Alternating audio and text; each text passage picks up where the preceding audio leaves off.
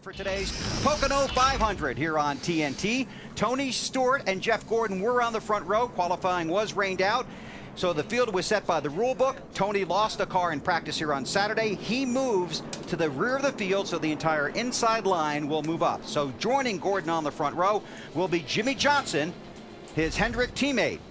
And Kurt Busch is also slated in row 2.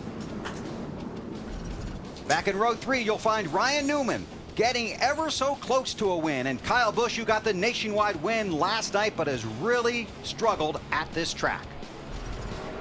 Row 4, Denny Hamlin has had a lot of success here, and you heard Lindsay talk about Matt Kenseth, the former series champion, looking for a win at Pocono. In row 5, Greg Biffle, another guy that looks ready to win week after week. And there's Jeff Burton.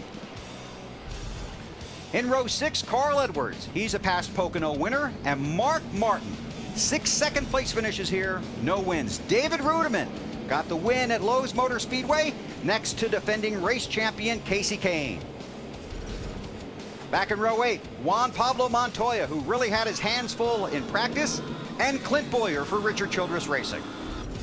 Row 9, Ryan Vickers. Ryan Pemberton is crew chief, and there's Dale Earnhardt Jr. We heard from Lance McGrew on the countdown to green. We'll be watching that car as well today. Martin Truex Jr., his car is green today. We'll show you that. Marcus Ambrose, one of the good stories from 2009 in row 10. Row 11, Casey Mears, a driver that Kyle says is getting better and better every week. We'll see how he does here. He's back there with Jamie. Question: which drivers have had 6 second place finishes at a track without a win? Now, we mentioned that Mark Martin is one of them. 6 second place finishes without a win here. We won't hold you in suspense. Bobby Allison, 6 second place finishes at Martinsville. Field working through turn 2 toward turn 3. Tony Stewart started the race at the back of the field next to Robbie Gordon. He's already moved his way up. Keep those RPMs up.